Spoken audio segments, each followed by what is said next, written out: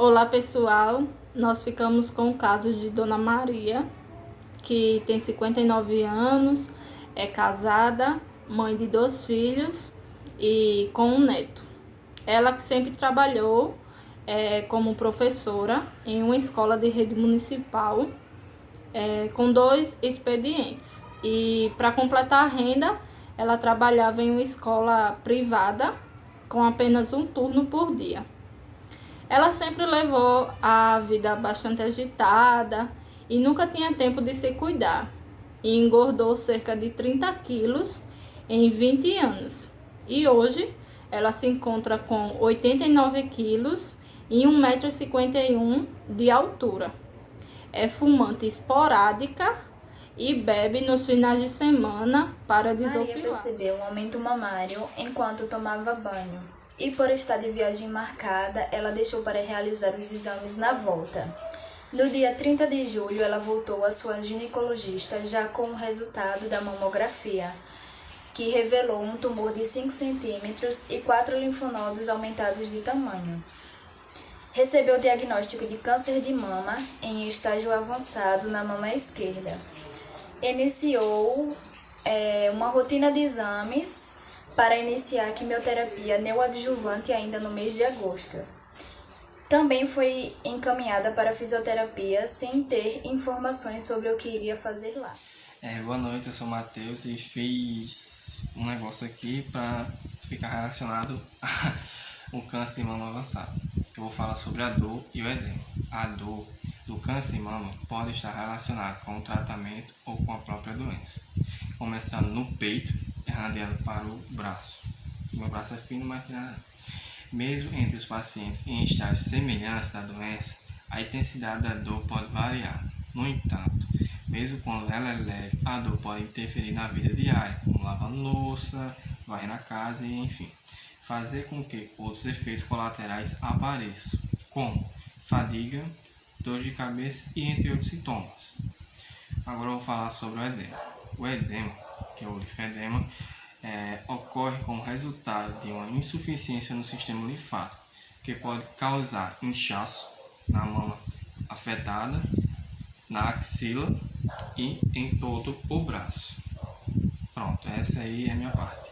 A palpação, assim como a inspeção, é uma avaliação manual muito importante, tanto para achados anatômicos como para encontrar possíveis assimetrias e disfunções. Com ela, podemos detectar a causa e encontrar o melhor processo para abordagem terapêutica. Durante a palpação, podemos avaliar a ADM, a assimetria de posição de certas estruturas, a alteração na textura e elasticidade tecidual, alterações dos contornos ósseos e musculares e alterações da tensão tecidual também. Podemos também verificar a temperatura, umidade, movimento, sinais de dor e crepitação e também avaliar pós-operatórios e traumáticos de forma mais adequada. O instrumento mais importante na hora de uma boa palpação são as mãos do terapeuta. Então, certos cuidados devem ser tomados com elas, como, por exemplo, estar com elas sempre limpas, secas e aquecidas e com as unhas cortadas. Durante a palpação, é feita de 2 maneiras. Superficialmente, usando o tato, para estruturas mais superficiais, e com pressão para estruturas mais profundas. Lembrando sempre de realizar as duas de maneira gentil e calma. A avaliação da dor é muito importante, tendo em vista que é essencial conhecer a localização e intensidade da dor dessa paciente, de maneira quantitativa e qualitativa, para atuarmos de forma eficaz na analgesia e qualidade de vida dessa paciente. Para isso, contamos com 3 formas de avaliação. A primeira é a escala visual analógica, conhecida como EVA. É uma escala que vai de 0 a 10, sendo 0 a ausência de dor e 10 uma dor insuportável.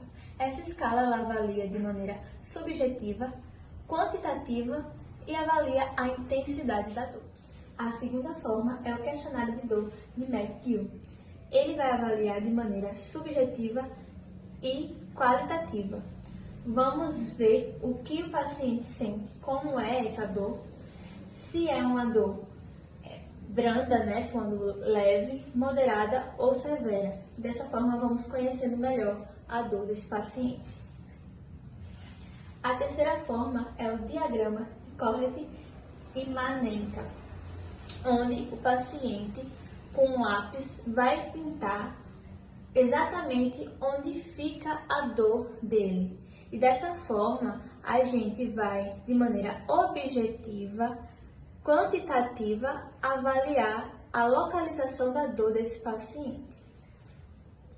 Após essa avaliação, nós podemos com segurança escolher a melhor conduta para o paciente. Bom, dando continuidade à avaliação, o componente cardiopulmonar, ele é indispensável, pois ele nos trará valores que irão auxiliar a elaborar a conduta e estabelecer exercícios para o paciente. Para aferir a pressão arterial, colocaremos o manguito e posicionaremos a campânula do esteto na artéria braquial. Insuflaremos o esfígmo e, ao desinsuflar devagar, ouviremos os sons de Korotkov, onde o primeiro representa a PA sistólica e o último representa a PA diastólica. A frequência cardíaca também deve ser avaliada, através do posicionamento dos dedos na artéria radial. Após sentir o pulso, contaremos o número de batimentos por 1 minuto. Outra forma de avaliar a frequência cardíaca é através do uso do oxímetro. O mesmo nos dá o valor da frequência cardíaca e também da oximetria de pulso. A ausculta cardíaca é avaliada com auxílio do estetoscópio. Do lado direito, no segundo espaço intercostal, encontramos o foco aórtico. Também no segundo espaço intercostal, porém do lado esquerdo, encontramos o foco pulmonar.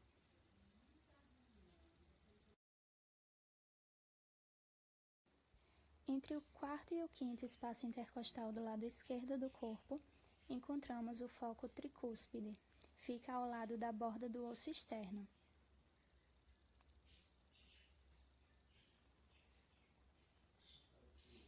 Já no quinto espaço intercostal do lado esquerdo, encontramos o foco mitral. Este se encontra na linha hemiclavicular. Também com o auxílio do estetoscópio, iremos realizar a ausculta pulmonar.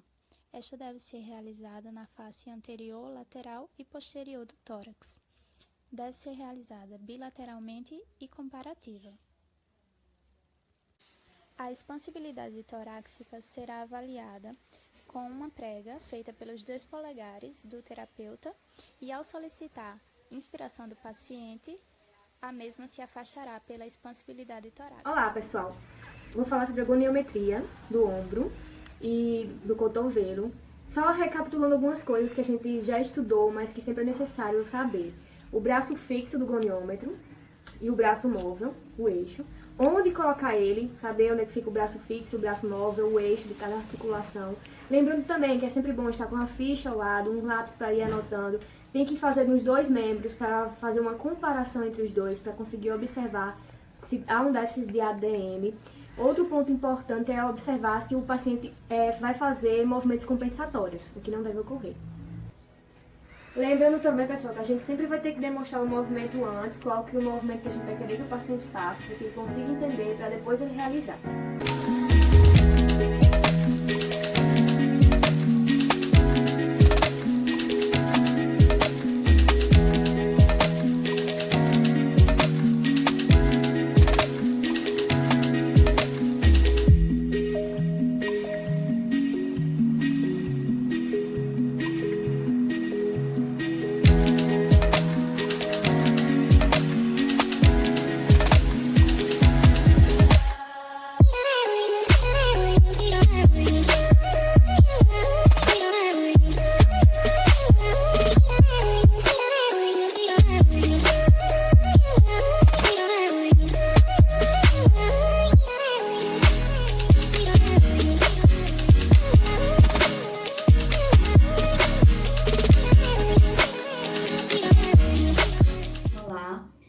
Meu nome é Jaqueline, sou estudante de fisioterapia da turma P6 Vamos iniciar a avaliação com a parte da agoniometria, tá?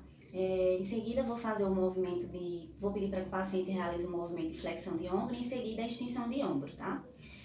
Vou colocar meu goniômetro, o meu eixo próximo ao acrômio, vou pedir para que o meu paciente eleve o braço em direção ao teto, sem compensar, isso, até aí. Vou deixar o meu braço fixo do goniômetro na linha axilar do tronco e vou iniciar o braço móvel para que ele fique até a superfície lateral do úmero do meu paciente. Verifico o grau, lembrando que o normal é de 0 a 180. Vou pedir para que ele volte ao normal, na sua posição inicial, e vou pedir para que ele realize a extensão do ombro. Peço que o senhor mova o seu braço em direção para trás, tá? Até onde puder, certo? A extensão de ombro vai permanecer o meu eixo próximo ao acrômio, o ponto fixo ele vai permanecer na linha axilar do tronco e o meu ponto móvel, meu braço móvel, ele vai ter a lateral também da superfície do ombro. Lembrando que o normal é de 0 a 45. Vou iniciar agora a abdução do ombro. O meu paciente tem que ficar, o fisioterapeuta tem que ficar de costa para o paciente, tá? Vou colocar meu eixo paralelo ao acrômio, tá? Vou pedir para que meu paciente realize um movimento para cima, em direção ao teto, pode subir, vai ser paralelo ao corpo, sem compensar, tá? E o meu ponto fixo, ele vai ficar na linha axilar posterior do tronco e o meu ponto móvel, o meu braço móvel, ele vai ficar na linha posterior do úmero. Lembrando que o grau é de 0 a 180. Pode voltar ao seu ponto inicial.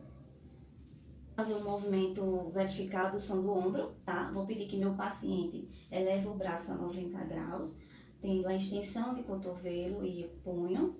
Vou colocar o meu goniômetro sob a articulação glenohumeral e vou pedir para que ele, em sentido ao outro braço, vá lá, sem compensar, ok?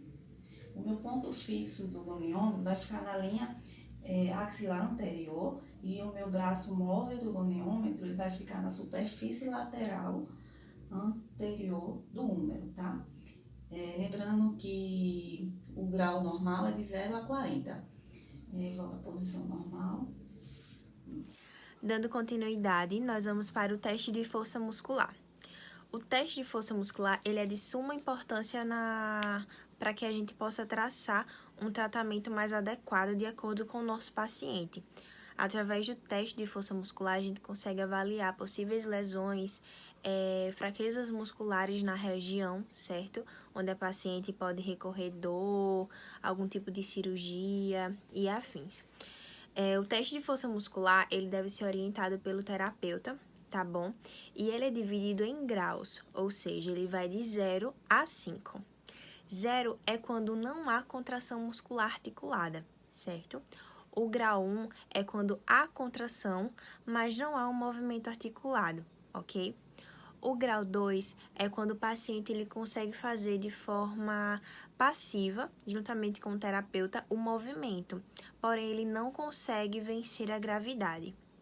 O grau 3 é quando o paciente ele consegue fazer o movimento de forma ativa, ou seja, ele consegue vencer a gravidade realizando o movimento. O grau 4 é quando ele consegue vencer a gravidade, como também um pouco de resistência do terapeuta, certo? A gente aplica um pouco de resistência ao realizar o movimento, certo? De acordo com a articulação que a gente vai estar querendo avaliar no momento. E se ele conseguir finalizar o movimento, ele é grau 4. E o grau 5, nós vamos ver em relação a como fazer essa avaliação do teste de força muscular. As formas adequadas, em questão de movimentos, postura do terapeuta, postura também do paciente. Para realizar o teste de força muscular, a gente vai iniciar com um movimento de elevação escapular, onde vou estar avaliando a musculatura do trapézio superior e o levantador da escápula. Vou solicitar para que o paciente faça um movimento de elevação dos ombros em direção à orelha. Caso ele consiga realizar um movimento contra a gravidade, eu vou fazer a resistência parcial, inicialmente. Vamos lá? Força, força, força. Caso ele consiga, eu vou fazer a resistência total. Vamos lá? Força, força, força. Em seguida, a gente vai fazer o movimento de flexão do ombro, que a gente vai estar avaliando a musculatura do deltoide anterior. Você vai estar realizando esse movimento. Isso. Caso ele consiga, eu vou estar aplicando a resistência parcial. Vamos lá? Força, força, força, força, força. E em seguida, a resistência total. Força, força, força. Em seguida, a gente vai estar avaliando o movimento de extensão do ombro, né? Onde a gente vai avaliar a musculatura do grande dorsal, o redondo menor e o deltoide posterior. Ele vai ficar em decúbito ventral, de barriga para baixo. E ele vai ficar com a palma da mão para cima e com o ombro rotado internamente. Vou pedir para que ele faça o movimento sozinho. Isso. Caso ele consiga, eu vou colocar resistência parcial, força, e em seguida a resistência total. Força, força, força. Pronto. Em seguida a gente vai avaliar o movimento de abdução do ombro, onde a gente vai estar avaliando a musculatura deltoide média e o supraespinhal. Então ele vai estar sentado e ele vai fazer esse movimento abrindo o braço. Vamos lá? A gente pede para ele fazer sozinho. Em seguida, a gente faz a aplicação da força parcial. Vamos lá? Força, força, força. E em seguida, a força total. Força, força, força. E por último, a gente vai estar avaliando a abdução horizontal, onde a gente vai pedir para que o paciente fique com o braço estendido. E em seguida, ele vai estar fazendo o movimento para trás. Ele vai fazer sozinho. Caso ele consiga, você vai fazer a resistência parcial. Vamos lá? Força, força, força. E em seguida a resistência total. Vamos lá? Força, força, força. Pronto. Nesse momento, nós vamos realizar a perimetria, que é um instrumento de medida que nós temos na avaliação, onde ele serve para avaliar a presença de edema e linfedema no membro. E essa análise, ela vai ser comparativa, certo? A gente vai fazer no membro e comparando com o resultado achado no outro membro. Anota. Marca. E aqui também, subindo, a gente vai somar 5, 10, 15, ou até 20 ou 25, dependendo do comprimento do membro. 5, 10, 15.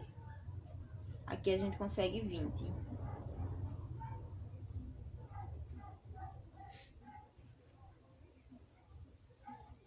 Da mesma forma, a gente tira a perimetria desse local.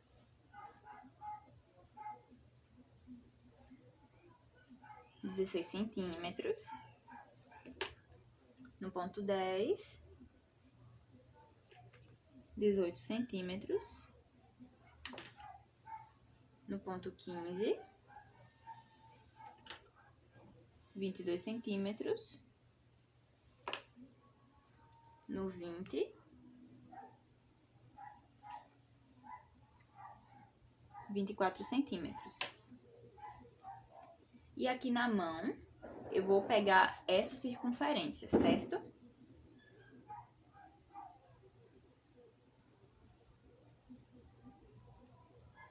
Onde nós vamos encontrar 17 centímetros.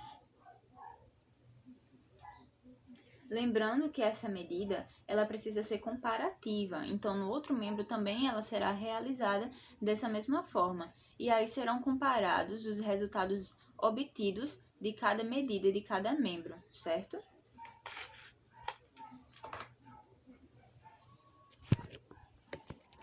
Nós vamos iniciar pela prega do cotovelo, onde a gente passa a fita.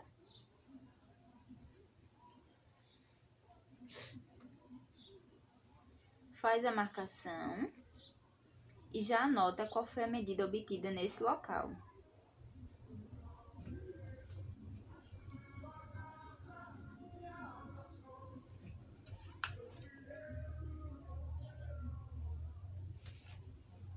A partir desse ponto, a gente vai somar 5, 10, 15 até 20 centímetros, dependendo do tamanho do membro, certo? Então, no local onde a gente passou o risco, a gente soma mais 5, 10, 15.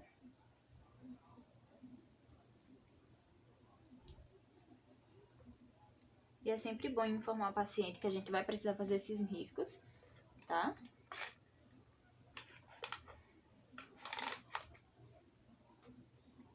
Vou tirar a circunferência, medir a circunferência aqui do ponto 5, onde achamos 24 centímetros, e a gente vai anotando. Ponto 10,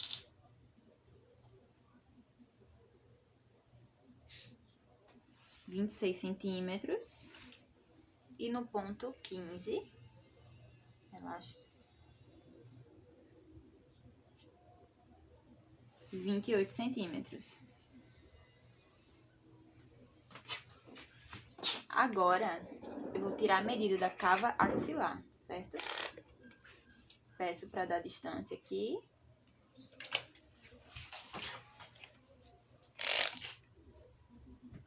Licença. Deixa a fita bem retinha.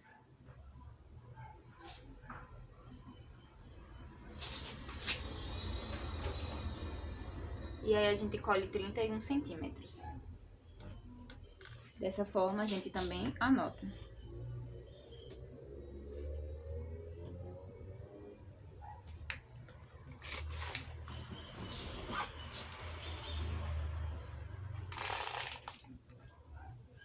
Agora a gente vai pegar a prega do cotovelo, prega do punho, perdão.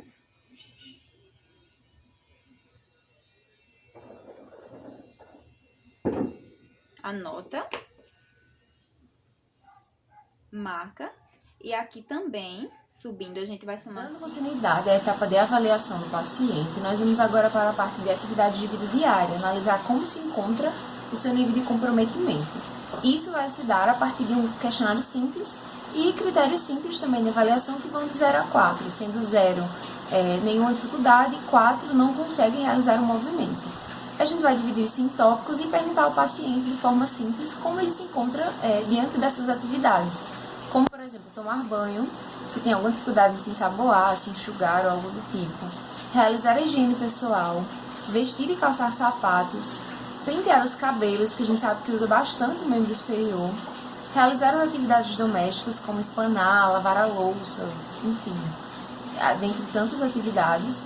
As atividades laborais, se o paciente trabalha fora de casa, e as atividades de lazer. E tudo isso ele ou ela vai relatando aquilo que se encontra mais ou menos comprometido e nós vamos anotando na ficha. Durante a quimioterapia, a paciente pode estar sofrendo com vários efeitos colaterais e com a cirurgia, muitos problemas estruturais podem ser adquiridos, como retrações musculares, encurtamentos, assim como também alguns comprometimentos respiratórios, por devidas posições em que a paciente vai adquirir nesse tempo de cicatrização e recuperação da cirurgia. Portanto, é bastante importante que no momento em que for ser traçada uma conduta de alongamento pré-cirúrgico, que sejam considerados todos esses fatores que vão poder acometer essa nossa paciente.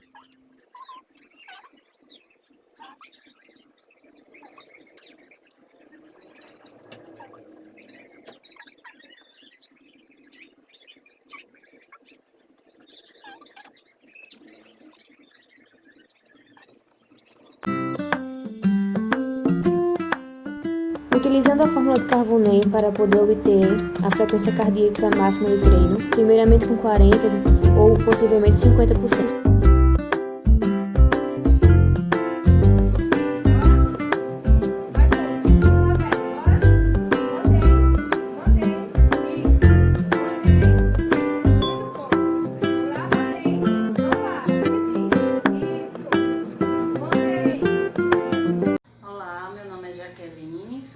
Fisioterapia do Unip. Ficamos com a parte da conduta da paciente na quimioterapia neoadjuvante. A fisioterapia na parte oncológica ela tem um papel de preservar ou manter a integridade do paciente e recuperar o cinético funcional, órgãos e sistemas. Lembrando que na fisioterapia só vai ser feito né, de acordo com o resultado dos exames apresentados. A exemplo do exercício físico é só liberado para pacientes que têm plaqueta abaixo de 30. Caso apresente plaqueta abaixo de 10, a gente pode trabalhar exercício respiratório no ambiente hospitalar e é o que vai ser feito agora de primeiro momento. Bom, vou iniciar uma conduta respiratória. O primeiro vai ser um exercício respiratório associado com uma inspiração, tá? Associando com um bastão. Como é que vai ser realizado? O paciente vai realizar uma inspiração curta até atingir a alta capacidade respiratória e depois ele vai descer lentamente com a expiração. Vamos lá? Inspira curtamente. Em sequência, respira pela boca lentamente. Isso mesmo. O segundo exercício, a gente vai imaginar uma bola, tá? Com freno labial. O paciente vai realizar uma inspiração lenta e depois ele vai respirar com o lábio franzido. Vamos lá? Inspira lentamente e solta a respiração franzida. Ok. O outro exercício, uma inspiração livre. Vamos lá. Para trabalhar também toda essa região do membro superior do paciente. Inspira pelo nariz e solta pela boca. Isso aí. Sempre fazendo um movimento lento para também trabalhar a reexpansão pulmonar. Lembrando que esses exercícios podem ser feitos em média de 20 a 30 minutos, uma vez ao dia, para pacientes que estão em fase da quimioterapia. Quais são os efeitos dos exercícios a serem feitos? Vai potencializar o efeito da quimioterapia, vão elevar também as hemácias, plaquetas e neutrófico, vai ajudar também a reequilibrar o hormônio feminino e também vai reduzir o índice da apoptose celular. Vale lembrar também uma dica importante para a diminuição da ânsia de vômito submetida à quimioterapia. Uma dica bem importante seria também usar uns óleos essenciais, que também pode ser encontrado em farmácia, tá? E capim santo, para que seja feita a diminuição a ânsia do vômito após a sessão a ser feita. Bom, na fase do pós-operatório é comum ainda que existam duas outras alterações, manifestações clínicas no paciente. A primeira delas é a alteração de sensibilidade, que a gente sabe que geralmente é localizada nessa região mais anterior do braço, e a presença de aderências decorrentes da cicatriz cirúrgica. Para o tratamento dessas aderências, a gente pode fazer uma manobra que vai otimizar esse processo e impedir que surjam mais aderências e comprometam mais a qualidade de vida da paciente. E a gente pode realizar a manobra em S, Supondo que a cicatriz se encontra nessa região, a gente realizaria a manobra nesses dois sentidos, no sentido horizontal, no sentido vertical da cicatriz, nas diagonais, de forma a soltar de fato a cicatriz, impedir que ela possa crescer e comprometer mais a vida da paciente. Com relação às alterações de sensibilidade, nós podemos estimular a sensibilidade tátil, térmica e, por exemplo, utilizar na superfície lisa, como um paninho fofo, algo nesse sentido.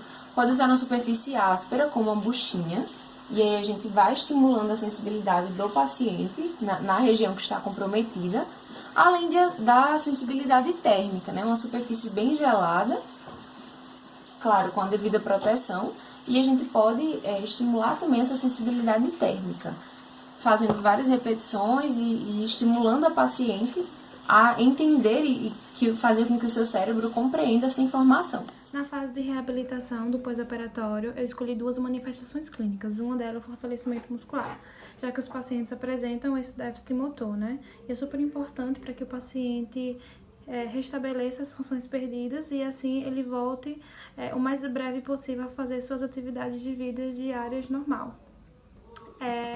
Os exercícios variam entre meio quilo a 3 quilos e usando instrumentos como halteres e caneleiras.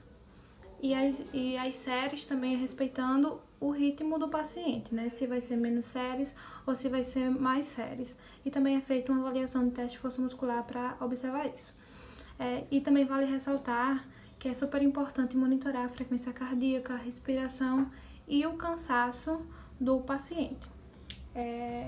Vou simular com halteres aqui, onde você pode fazer movimentos de abdução de ombro, flexão de ombro, abdução horizontal, flexão de cotovelos com esses halteres ou caneleiras também, que você pode fechar no pulso para fazer esses movimentos e trabalhar o fortalecimento muscular. A outra manifestação clínica são as alterações posturais, tendo em vista que os pacientes, depois de cirurgia, acabam adotando a postura antálgica, que é a postura de proteção.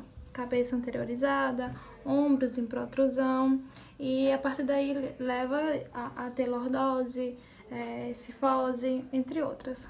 Aí dentro da possibilidade de tratamento tem o Pilates, que é um método de atividade física que trabalha todo o corpo através de exercícios de fortalecimento e mobilidade, né? Nós podemos, que vai auxiliar na postura do paciente. Então, nós temos exercícios de mobilidade, de peitoral, para expansão de caixa torácica, né? O paciente pode ficar em pé, nós vamos pedir para que ele leve seus braços aqui para trás, né? Segurar.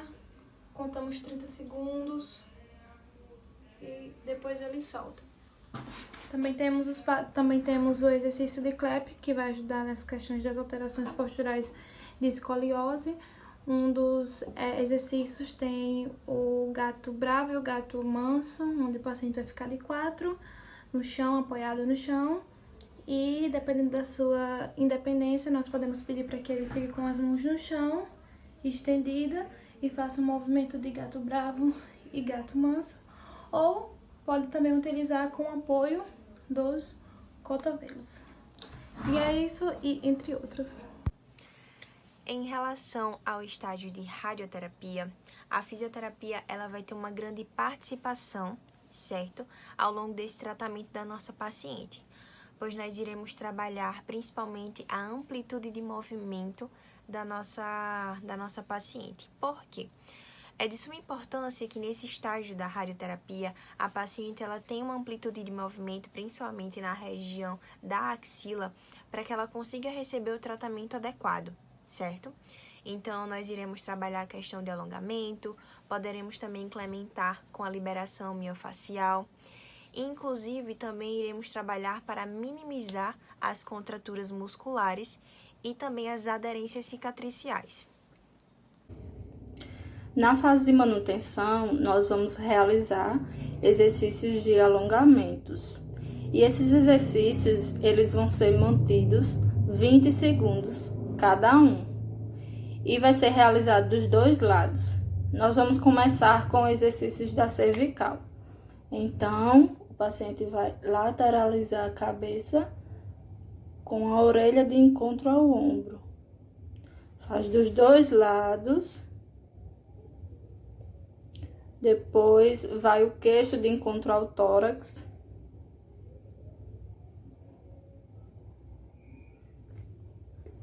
Olha para cima.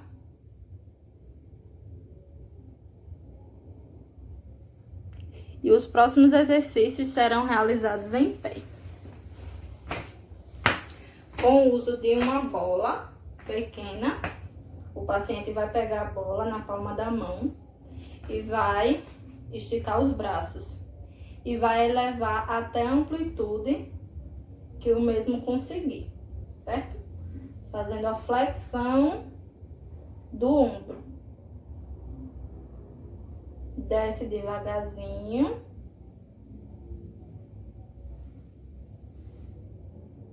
Eleva novamente na altura do ombro e lateraliza.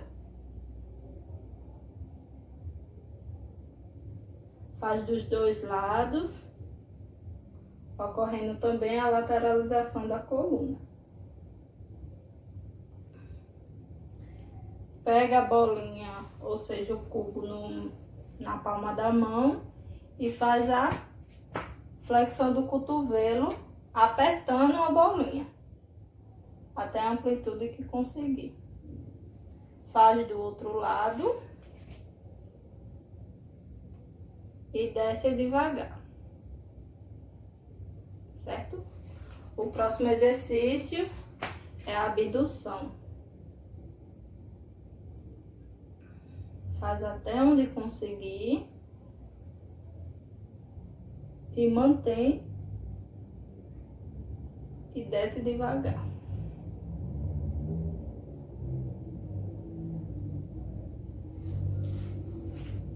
Faz a flexão da coluna.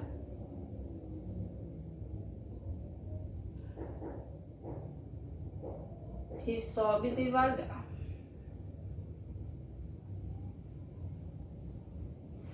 Faz a extensão.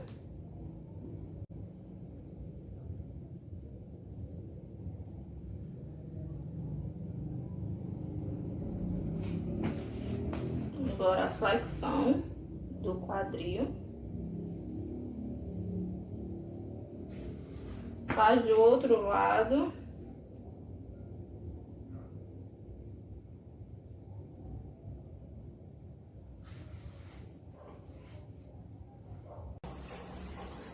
O exercício que irei apresentar é uma ótima opção para aquecimento na fase de manutenção dessa mulher. É um exercício simples, onde se utiliza um step. Aqui eu consegui improvisar com um caixote de madeira. A mulher irá subir e descer esse caixote, agarrar e arremessar a bola.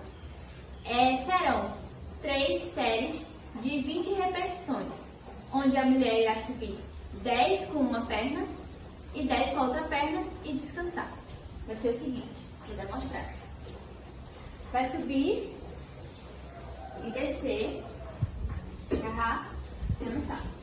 Subir com a outra perna, descer, descansar. É isso. O exercício que vou realizar, o ideal seria que fosse com uma bola suíça, mas consegui improvisar com uma bola de futebol mesmo. O exercício vai ser agachamento em cadeia fechada. Vai posicionar a bola mais ou menos na região lombar.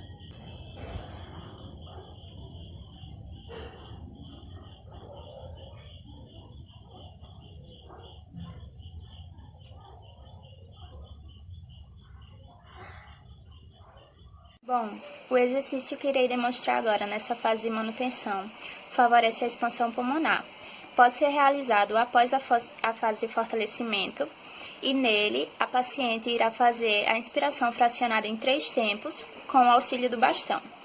Então, irei improvisar com a vassoura.